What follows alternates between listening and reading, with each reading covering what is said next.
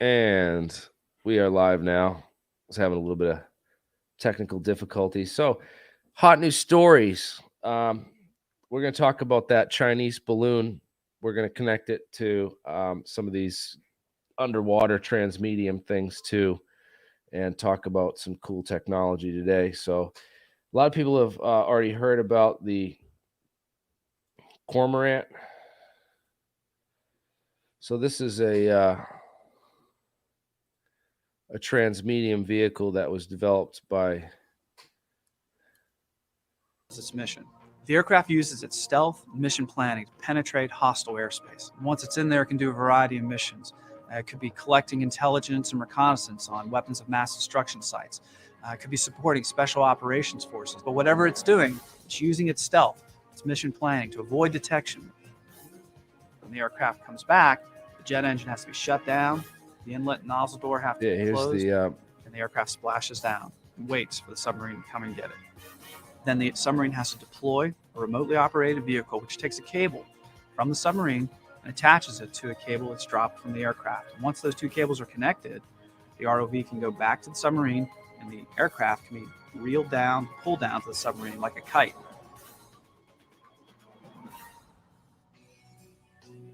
Our team was very diverse and included aerospace engineers, naval architects, marine engineers, Navy divers, people that support naval operations ashore, and all of us had to come together and to do this, something that had never been done before. And it also was a great example of horizontal integration across the corporation. We were able to draw upon expertise from all kinds of areas, and including hydrodynamic testing aspects, the ROV operations, and just having them aboard was such a great asset, and I think that it's a unique attribute of Lockheed Martin. Now, this technology is nothing. You get it when you combine this sort of stuff with the supercavitation technology, which I'll talk about in a second. I just want to play this video. This is the U.S. Lockheed Martin developed this. It's called the UAV Cormorant. Very interesting aircraft. I'm Bob Ruskowski. I'm a conceptual designer for Lockheed Martin Aeronautics Company. My artistic training has helped me tremendously be able to quickly and efficiently communicate ideas, my design ideas, to other people, to show them the same vision I have, and to be able to get them to understand it. This aircraft is called the Submarine Launched and Recovered Multi-Purpose Unmanned Air Vehicle, or MPUAV. It's also been called the Cormorant, which is a diving seabird. As a result of the START II missile treaty, the Navy was faced with having to either retire or do something else with 4 of their 18 ballistic missile submarines. And the Navy came to us for our concepts for a wide range of unmanned aircraft that could operate from aircraft carriers or surface ships or even submarines. This idea was unique in that it was the first time someone had thought about the idea of launching and recovering the vehicle while the submarine was still submerged. This UAV concept incorporates a turbofan jet engine and uses that engine like any other aircraft, except that during the launch and recovery phases of the operation, the inlet for that engine, the nozzle, have to be closed off because engines typically don't like to be submerged. The submarines that we designed this concept to go aboard were the Ohio-class ballistic missile submarines, which offers a tremendous amount of volume to integrate both the UAV and its servicing systems. When the submarine releases this vehicle, it goes to the surface like a cork.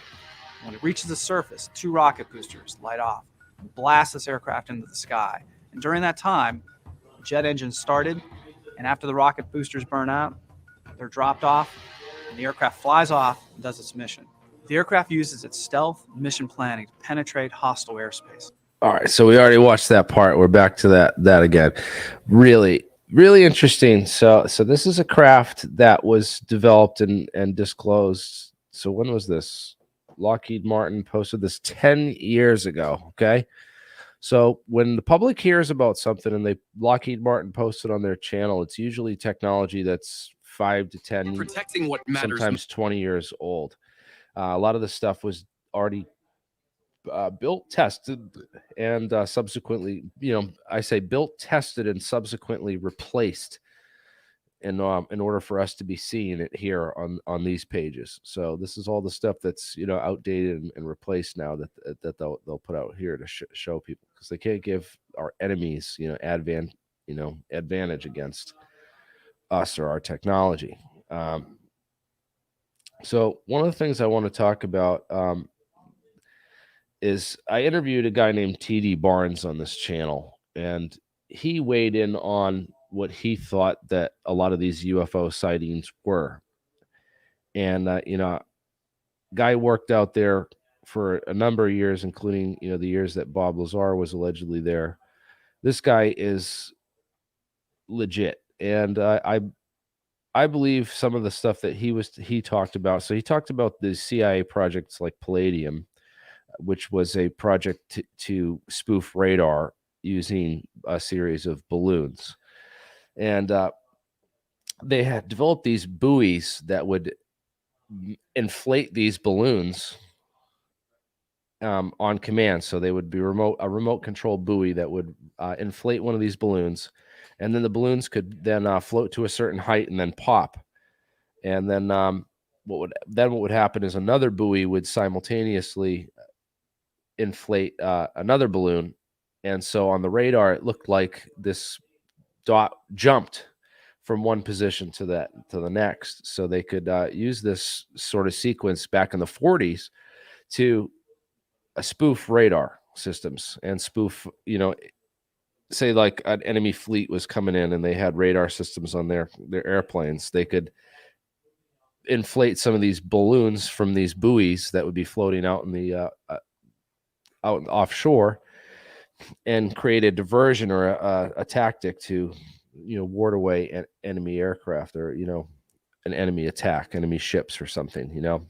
So another interesting thing, and thank you, Daniel Foster, for that $10 super chat, man. That's always appreciated, much appreciated. So another thing that's interesting is that these balloons, so that you have the Army creating these inflatable balloons as diversion tactics and stuff, and testing them out. And I couldn't help but think about the sighting that got William Cooper into all this, where he said he was out on a Navy ship, and while he was out on the deck, he saw this triangular craft emerge from the ocean and then rise up out of the water and float away. And I kept thinking about, man, what if they had these balloons set up? You know, the Navy could just have these massive buoys with these massive balloons that would just inflate and float away.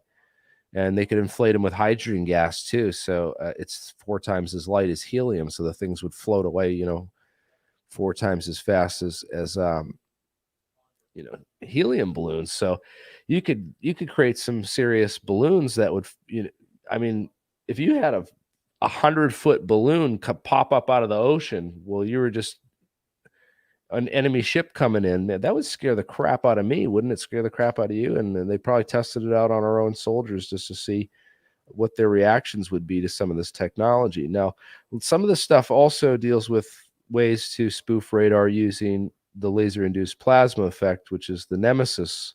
That's the next generation of what this Palladium war game, you know, counter scenario turned into. And it's really interesting. Where's the article with the balloons that have the square within a circle, sphere? That one's the hardest one to find now. That was on the Drive website as well. I covered it in some of my earlier videos in the past on this channel on alien scientists. So, but I can't find it exactly right now. But there was these patents from the Project Palladium, and it's related to this story, and it's about those balloons. It's a sphere, a cube within a sphere, and it's what's called early DRFM technology.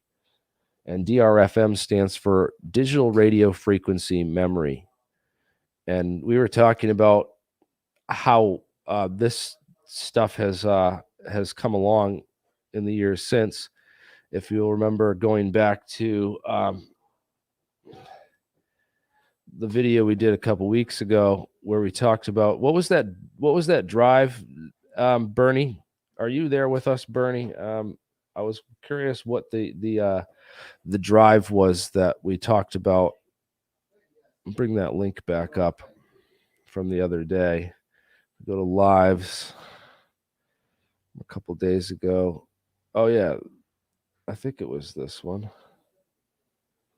Maybe. Yeah. It was that one.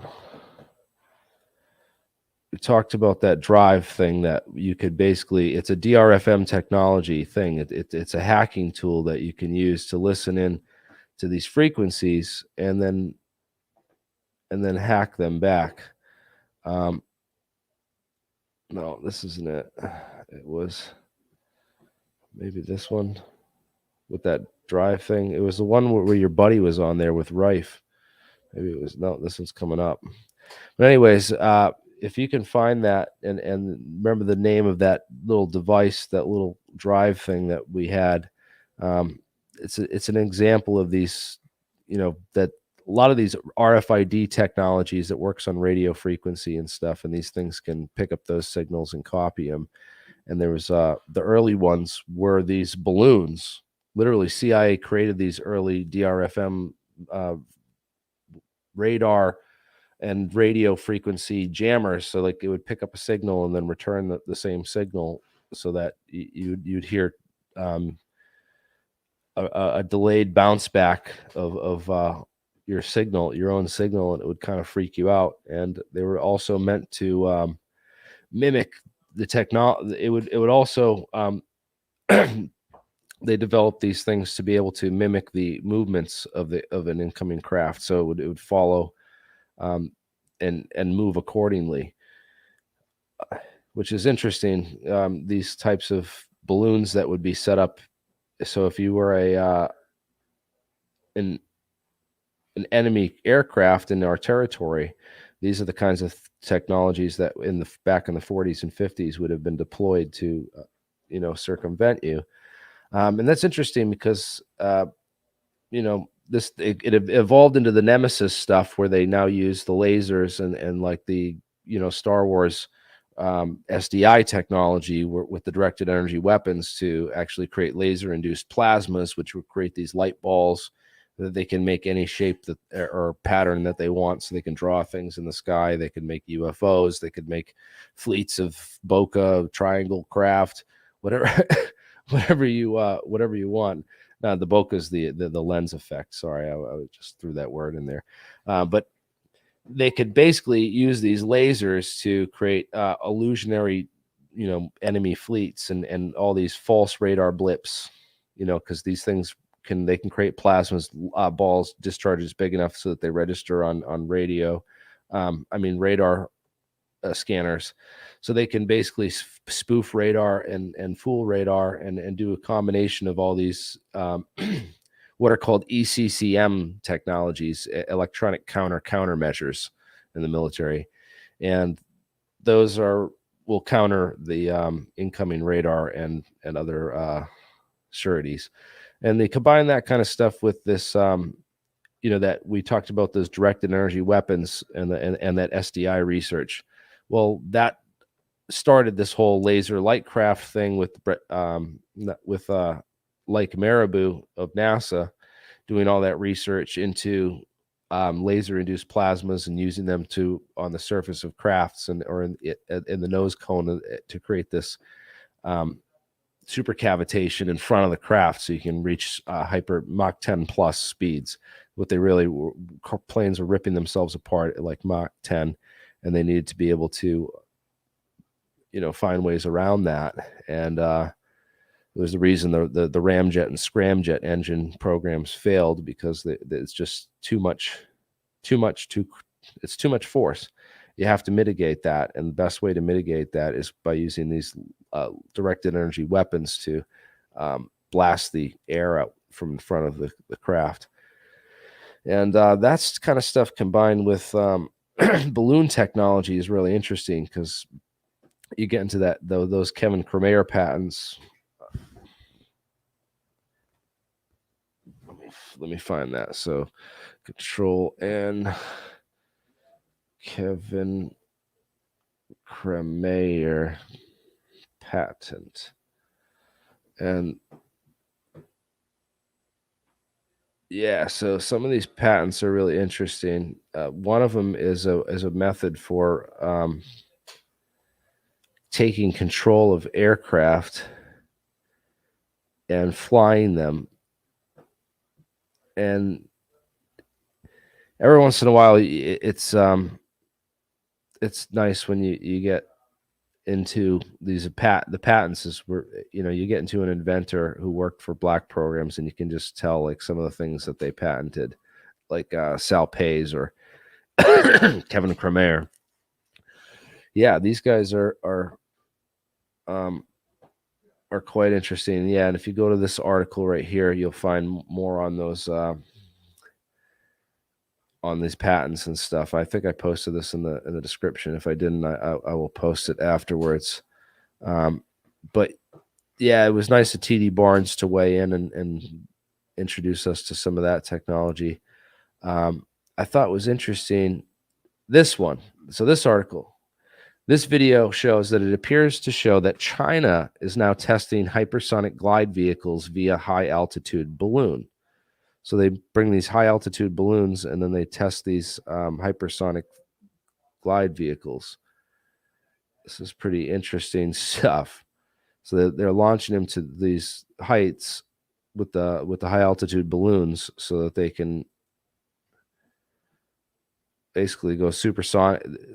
This is the early SR-75 was meant to ride on top of the SR-71, and it was like a shuttle that would bring it to the upper atmosphere, and then it would launch this thing like a dart. Also, the D-12 and other things, but yeah, they have these, the balloons with the rods from God, yeah.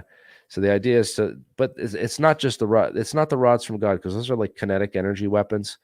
These are meant to fly into the above space so that they can go Mach 20 plus, because there's so little atmosphere up there that the air resistance is low enough that they could go Mach 20 plus.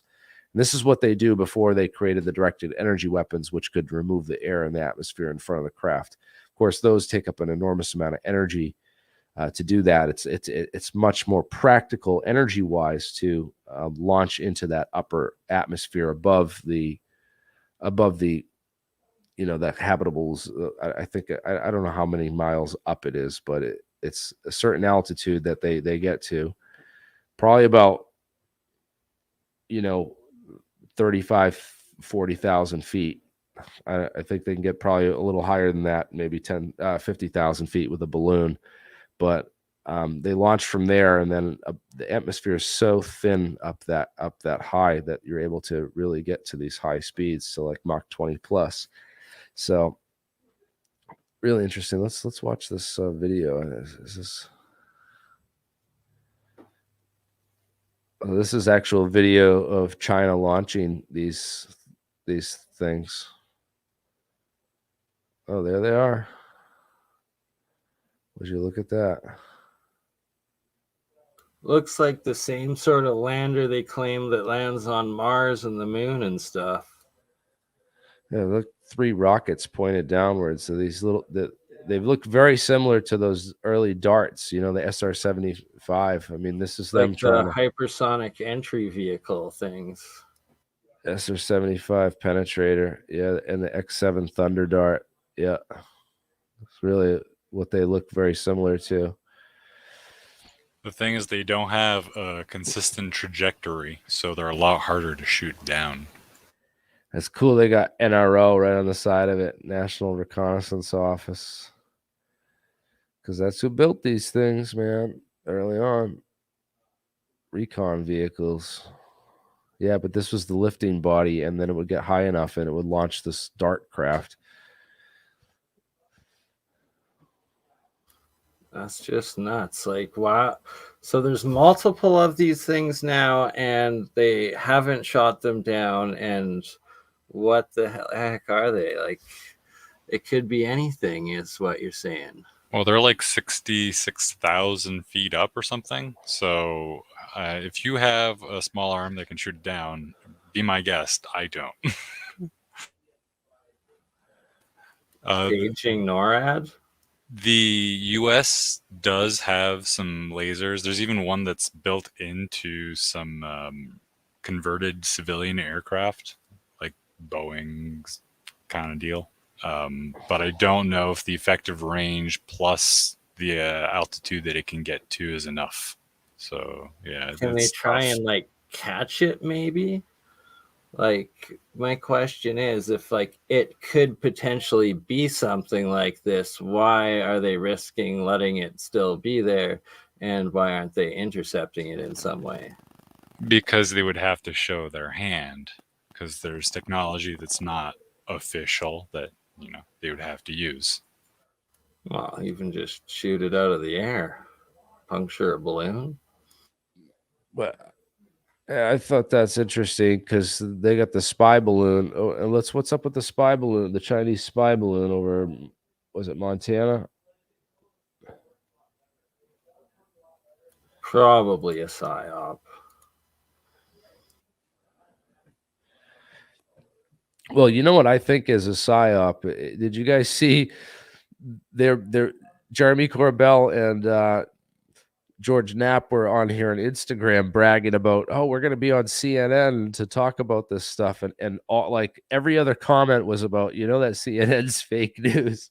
like They I was just can't even hide it anymore. I was That laughing broke so back. bad. And you know what? I went to the tip line for CNN and I wrote to them and I thanked them kindly. I said, hey, thanks for having Jeremy Corbell and George Knapp on the show, because it just shows to everyone that they're fake news, just like you guys. It's like I can't wait to go on Tim Pool and expose the real stuff on this. And hopefully, I'm hoping that Tim gets back to me, because I really would like to get on his show in the next. That would be epic. Soon again. He mentioned me. He name dropped me the other night with Ian. They were on the show. I don't know if you guys caught the stream like 2 nights ago, I think it was. They name dropped me towards the end. So I appreciate that, guys. And I'm definitely going to come down there and help you guys expose fake news some more. And yeah, they might be getting ton more views than us and getting more popularity and poorly introducing people to the subject with Bob Lazar science and element 115 and a bunch of jargon, and his recent thing on the Transmedium vehicles, which again, he's not a real researcher and he knows nothing about. But anyways, on a better note, did you guys check the podcast with Walter Bosley? No, I love Walter Bosley. Walter Bosley had Joseph Farrell on the other night. Oh wow, that's definitely on the top of my list to watch immediately after this. Yes. So let's go to Walter Bosley YouTube. And Walter Bosley is a former OSI agent, in case you guys didn't know. He was U.S. Air Force Office of Special Investigations. This guy is the real deal. And he's written several books. I own 2 of them. I haven't read all of them, but I hope to read more. Some of his subject matter, he gets into like deep history, like robbers and then like Wild West and old like unsolved stories like that. But he likes mystery and a lot of other stuff. If you haven't checked out his channel and aren't familiar with him, but yeah, definitely go on and see the live from the other night with Joseph Farrell. This one right here, the Giza Death Star trilogy. With Joseph Farrell, guaranteed epic. Yeah, this was great, and I snuck my way into the live chat and got some of my questions asked for Joseph Farrell, and so I'm going to deep dive real quick. I want to just go over some of the scientists and names that he dropped on that interview for me, and this was with his research, Joseph Farrell's research into the Nazi Bell and the whole enigma with what were the Nazis researching. And I've read a couple articles. You search for the Nazi Bell and a couple of these bad articles with just facts all wrong. One of them says that it was I forget what it said. It was Project something. They said it was Project Kronos, and it was actually Project Reese, which is the giant, RIESSE, and it means the giant.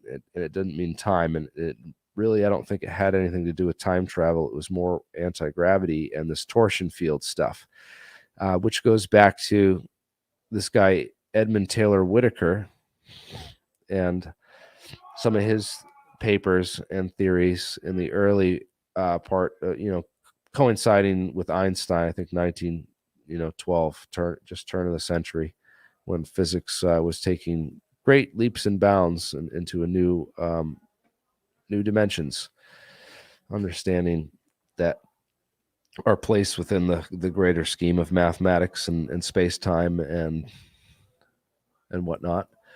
And then another guy that he mentions is this dude named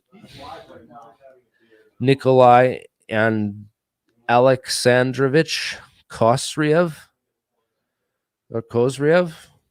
I don't know how to exactly pronounce that, but yeah, he was born in St. Petersburg in 1928 and did a lot of really interesting work on early physics and basically astrophysics and stuff.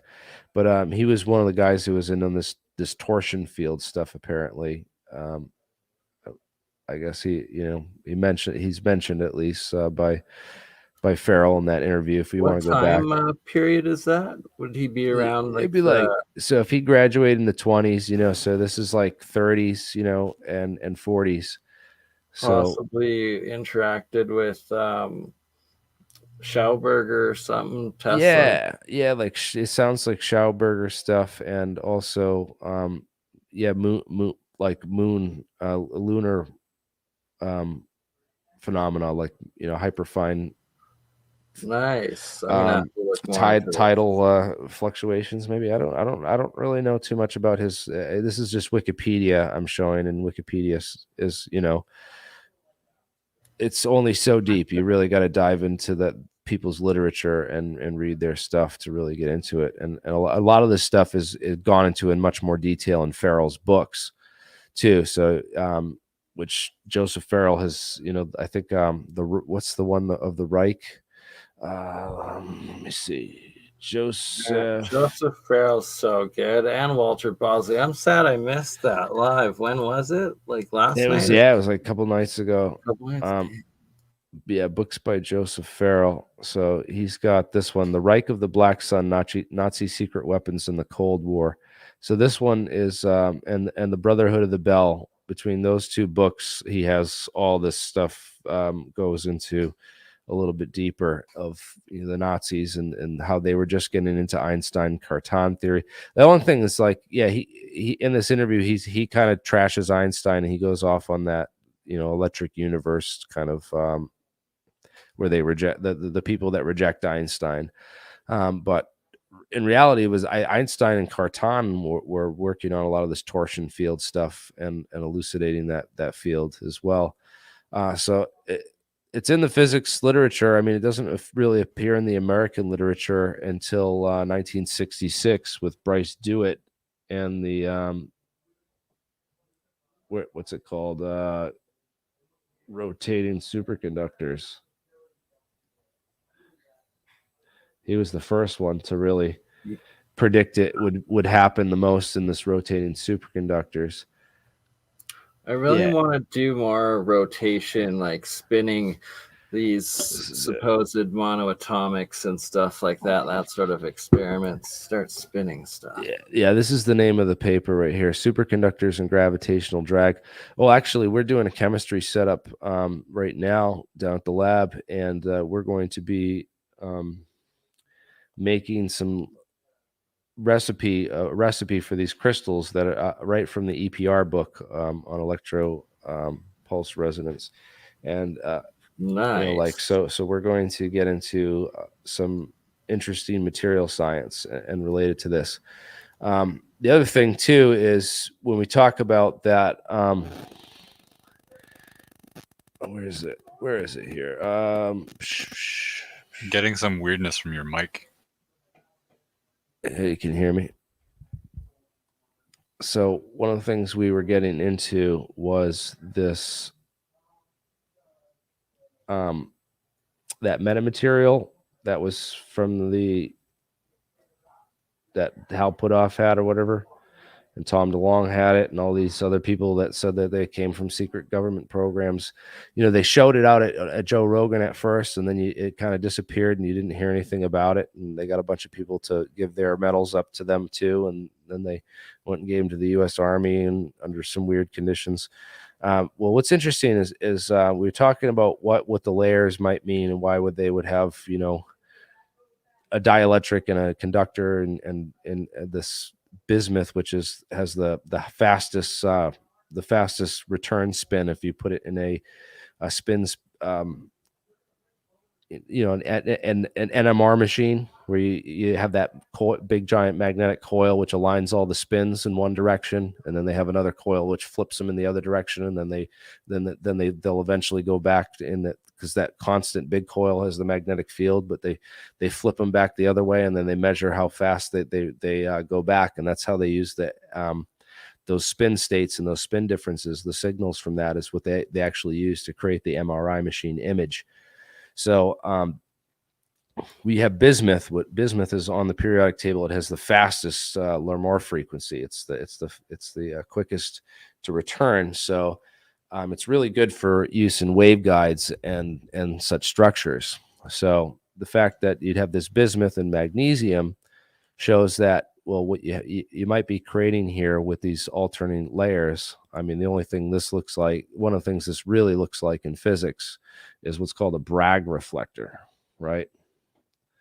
And we talked about that the concept of a Bragg reflector, that you can really understand the concept of how the distributed Bragg reflector works kind of intuitively with that Quetzalcoatl pyramid, where they have where they clap they clap in front of that they clap in front of the Mexican pyramid, and the steps in the step pyramid act like the layers of the Bragg reflector. So it does the same thing of breaking up the original signal into a series of other little signals. It was actually crazy when you played that clip like the other week of that sound, and it's like I've actually been there and experienced it, and I had forgotten about that aspect of it. Like, you brought it up again, but like I forgot that I experienced it, and then as soon as it hit, it like triggered my memory and like brought me back there of like when that's cool. You went there? The guy did it. It was pretty all the way from Canada. Yeah, I went down to Mexico there one time. Got to explore that area. It was pretty sweet. Chichen Itza, and then like the water caves. What are they called? The cenotes? Is that correct? Oh, nice new camera angle.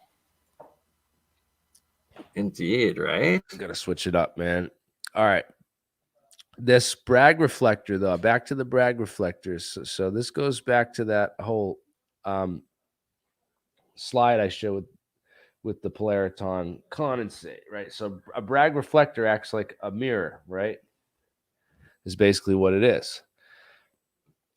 So if you want to pump a resonant cavity and create polaritons, or these Dirac cones and these other quantum structures, that when you create enough of them in a group, they can have some overruling quantum mechanical behaviors that appear on macroscopic level. So you can have macroscopic quantum effects, such as, teleportation, quantum tunneling, and other such weird phenomenon that only exists in the quantum world normally, that we observe. But, if you can create with group theory and quantum mechanics, you can, and these Dirac cone surfaces, you can create these hot polaritons and cold polaritons, and also potentially negative mass.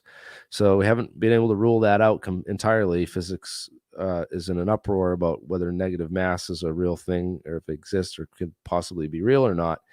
But I think the way that they create it is these polariton condensates, but you have these Bragg reflectors, and yeah, basically what happens is it gets stuck. It gets stuck between these two mirrors, and that's what I see. If there's any physics behind how this thing works and is a real, part of a spaceship and something physical that we can actually, take something and reconstruct and have some kind of idea what we're building and what we need to do and what it needs to do. This is it. So spinning mirrors and like concave mirrors and all of that. There's some fascinating different fringe science out there of that stuff. I forget the exact Russians' names, but it's like some Russian scientist's name, and then word mirror, where you like spin some concave ones or something. Have you ever seen that? Spin a mirror. No, well, I know about the Grebennikov guy with the cavities, and that he found in insect wings that kind of do some interesting similar things. But no, this one's completely different. But I'll remember it. I'll look into it. I'll find it for you. Yeah. If we can find anything that relates to this or gives us more insight within the academic literature, man, that's always plus. Can't go wrong with that. So, again, the Joseph Farrell thing, the Bragg reflectors, and that's kind of where we're at with the reverse engineering programs that we're doing. And we're going to hopefully get some progress this week in actually producing some of these. We're going to get a material setup that does the same kind of thing, and then we're going to create that resonant cavity within it. Maybe shape it in the shape of a Helmholtz resonator too, so we can get that phononic, the phonon interaction too, and then we're going to do some serious experiments on cavity resonance effects and these trapped light and being able to pump these cavities with light and generating. Phonon. What's it called? Phonaritons. There's another. I don't know what the heck they called it. Not phonation. No, what the heck is that? That's a vocal cord, people. I said. And isn't there like a plasmaphon or something like that as well? Polariton, phonon, photon. It's all three. I forget what they call it. I talked about this on another show recently too. I can't. Still putting a lot of this together, man. This is key stuff, because if you cross these three quantum properties of light, sound, and sound, right?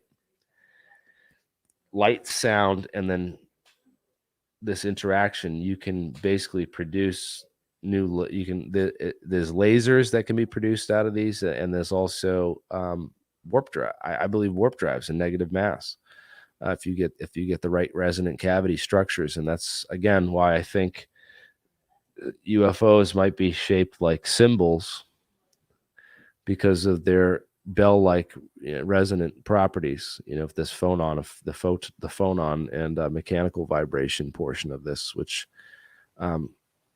on a quantum mechanical level serves to create a type of coherence. I don't know if you guys know about the metronome phenomenon, right? Yeah, when you have multiple on a balancing beam, it's rolling around. Yeah, the little vibrations. If you put up a bunch of metronomes, you get them all in the same frequency, but set them up running out of time. But they're all coupled. They're all coupled through this thing that they're sitting on. So the coupled oscillators, the coupled harmonic oscillators, will all eventually go into harmony and oscillate, in harmony at the same frequency. They'll all become coupled, and that's important in quantum mechanics for creating quantum computers and qubits. Getting your qubits to function, because you want coherence, you don't want decoherence, and you don't want noise or the breaking of these entangled states, because anytime you have that, it breaks your quantum computing system. So it's the same idea as the skin of this craft. It's literally a quantum computer, and it's quantumly computing the fabric of space, time, and reality. You understand, like through the photons itself and the interaction of all the photons that are going in and out of the physical universe through the surface and the skin of this craft, which is itself a quantum computer. It warps that information in such a way that it can do what it wants with it at will. Like, say that, oh, well, I'm not going to obey this gravity gradient. I'm going to sit here and hover. So how do we do that? Well, you do it with these phenomenon like squeeze states, right? Squeezed light is one way, right? Squeezed light. Squeezed light is super interesting, but also these Dirac cones. And I learned about these years ago from a guy at Area 51 who was trying to teach me some of the quantum mechanics, and said, well, if you want to get up to it, it's these Dirac cone surfaces where you have this is basically the polariton condensate that's in between your Bragg reflectors and your waveguide, and you're creating these Dirac cones. And if you can squeeze and warp the position of these Dirac cones through I don't know, externally applied magnetic fields or light fields, or maybe even just creating damping points on the resonant harmonic dampenings at certain points. You want to start getting guests on? Everyone's here. Yeah. The guys, Jared, Aiden's here. Yeah, we could bring in some people maybe. Let me can you so basically, yeah, you get these and you squeeze them on one side of the craft, and that can alter. You can squeeze them in patterns also, and that will alter the light wave interaction, so you can create artificial gravity fields and such. That's how I think it's done. So Yeah, this would essentially be like Victor Grabetikoff's I know we don't do nanostructures, nanogeometry with the insect wings, and then the combination. Hi, of everybody. Metamaterial. Oh, I have chicken. No, that's Good day. Hey, Bernie. what's up? How are you? Hello. Can't hear anything, but We can I hear just you. got in, Well, flew in. It was a hella. Newark airport was crowded and really bumpy, but yeah, good to be here. We brought some physics toys to play with, and this is actually a model of an ant person. As there was one guy, he's Tom Reed. He's putting on another UFO expo. So if you're playing with flying saucers, you gotta have little green men. But this is one of the alien species that's out there, and talked with somebody that's encountered them. So intelligent ants. And just playing around with stuff. It reminds me of the stick bug from A Bug's Life. Yeah, except for they're like 7 foot tall and scary as all get out. I actually had stick bugs once. They're That pretty is cool. for my circuit. That's a basically just a transformer, but with twined wire. Found a good page on RF chokes, and the circuit that is out there, I can actually, that's the correct size for the blocking oscillators, and this is just playing around with magnetics and aluminum, and it's kind of fun. It's got a magnet within it. Hey, so I just want to point out that Dan Foster is the only person to do the super chat for this first 45 minutes. So he's the only one who will be getting sent a Falcon Space t-shirt. Oh yeah, I gotta get one. Dan, why don't you email me and give me your address, a mailing address. I'm gonna send this to you UPS. Excuse me, I've been traveling all day, so Let me know what size you are, dude. that's some serious physics you got there. Oh yeah, the Dirac cones, man. That's Oh where wow, it's at. instantly, and a very fair price too. Yeah, we need like a studio monitor or something so we can hear some feedback. Shout out Harry Toe One. Thank you for the support.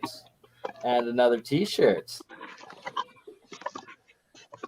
So, I No, don't this know. is what we need to do, man. Is we need either to do vapor dep or sputter coat, maybe cold spray. I don't know the exact method, but I want to create layered nanomaterials that are like this metamaterial that they've been showing us, but this is the physics of it, and that's how I want to build it, and I want to test it out. Well, we did And, get and I want to pump it with light and also try different arrangements. Hey, we're making why don't you grab the metamaterials that we're making the sheet that we're starting to print and show that off too. Good evening. Yes, dude. Good evening. How's everybody? Yeah, the Flipper Zero, man. Let's bring that up. Ones here in the Faraday cage, they're taped up. So. Oh yeah, this multi-tool for geeks, man. Have you seen this thing yet, Aiden? No. The Yeah, I've Flipper. seen it. So it's got a dolphin squawking, like you know how like dolphins use the sonar, the signal Right. to bounce back. Well, it's got a little micro SD card that you put in there, and you can Hacker listen in on. It's designed to listen in on car alarms, car remotes, Okay. uh, The RF. garage remotes. Anything that's on an RF signal for security purposes has already been hacked and programmed into this thing by a bunch of geeks. And so you could just basically, it's like super user friendly and you could do all kinds of cool stuff with it. Another cool thing, I wonder if you could do this with it. I know that someone did this to me one time. You can get one of these things that are Wi-Fi jammers. Or like phone jammers. Yep. So it jams your signal like locally. You can jam people's signal. So you can go like I was sitting there with my stream and all of a sudden it shut down and then this lady comes in and she's like, "Oh, I do that naturally because I have these, my powers ever since my sister died. I shut down everything electrical and it's her doing it and all this weird stuff, I'm like, what if you could freak people out and like with some weird stories but really you have just this Flipper Zero in your pocket and you're hacking you're blocking their Wi-Fi and messing up their streams and I don't know. I was just thinking about like weird things that you can do with all the I had a friend who had a cool bus or a magic cool bus. He was living in a school bus and he set up an aerial and he used an Arduino and a couple things and he's like, watch this, and turned it on and he got rid of 5G and 4G in like 40-foot radius around his bus. I was looking at my cell phone. I was like, this isn't cool. Like, it was like, all right, time to turn that off. And yeah, it's because it's like an FCC violation if you do it in the wrong place and they catch you. So be careful with signal jamming and GPS spoofing. It can get you. Be careful, but yeah, don't do bad stuff with it. If you don't think you should be doing it, you probably get in trouble for it. And there's a lot more people out there on the police side, with these devices and other devices that they can do stuff with just the same. One of the most famous DRFM and Flipper kind of hacking devices, the Stingray. oh yeah, Oh, infamous. Yeah, the FBI uses these, I don't know. There's a big controversy over the FBI using these to hack people's cell phones and listen But on. yeah, I think inversely, there's like rumors. I don't know if it's true or not, but like if you get caught using these devices for nefarious enough reasons, they can like charge you with like terrorism and like send you off to Guantanamo if you're in the States. I don't know if that's true. Yeah, well, it's dangerous stuff, Yeah. man. They don't like people that know how to mess with this kind of stuff. Because if this stuff is not really for Yeah, There are criminal masterminds. I was watching the. You know what? On Disney, they have a new thing called Criminal Masterminds, like this series show, and I was like watching it. I'm like, wow, I can't believe this is on Disney. But they were talking about all these bank robbers and like crazy guys that were using all these advanced, technology to basically like collect intelligence and then rob banks. Well, back in the day, there's a guy who got prosecuted for hacking with a whistle. So he just used the phone line and whistled the correct. Well, there's one. Yeah, guy the that, Captain Crunch whistle. That was Ghost in the Wires. Kevin Mitnick. Yeah. Yep. I was just gonna say his name. Yeah, Kevin Mitnick. Yeah, Yeah, he was original hacker. Dude, the FBI had him under surveillance, but he had them under counter surveillance the entire time. Yeah. Like the dude was watching the FBI spy on him the entire time. He would just go and fuck with them too, go and knock on their van, go and like knock on their vehicles, like leave them post-it notes. How long did he get put away for? 10 years? Something like that. Yeah, they just wanted to make an example of him. Now he's making more money than anything now is for network security. So he's got the frequency-based number sequences, and then like on the tune, and then that Captain Crunch whistle, which had the right frequency. Not only that, he was using a blue box called the dialers. And that's how they were doing phone spoofing back in the day with the little speaker, and you had the dialer. Yeah. He had the telephone system hacked, but he also knew social hacking too. And he was on another level where he could find another name at the company and then get a password reset from the admin, and then boom, he's into the system. So he knew how to like compromise security and also like just call the right person on the phone and socially hack them as well. And that's what he was really good, because he could just do everything through a telephone. That's why and then he could cover his tracks through the telephone system because of the backdoors that he had into that as well. Why do you think Tesla had such a hard time with his radio stuff back in the day? Since they knew you can transmit radio through the waves, the government had to have control of it. And I think that was part of the suppression he took, is the fact that they wanted to control it. And even the U.S. Navy had radio banned for a period of time. So that kind of got sorted out, and now is under FCC rule, right? Yeah. Well, there's also the whole 5G thing when that came out, and the controversy over, was it safe? Is it killing birds? Is it the bats dying because of this? And anyways, I'm gonna get going, guys. I think we're almost an hour, and I like to keep these streams short lately, just packed with like key information, and I don't like to, Fair enough. I just quickly wanted to show a little part here that supposedly came from Mexico. That is a collection that Nassim Haramein is working with, and that some of these guys almost look like ant people, or like. You know what I think about this though, Bernie? I see this and I just think like there's a demand for these type of artifacts. Yeah.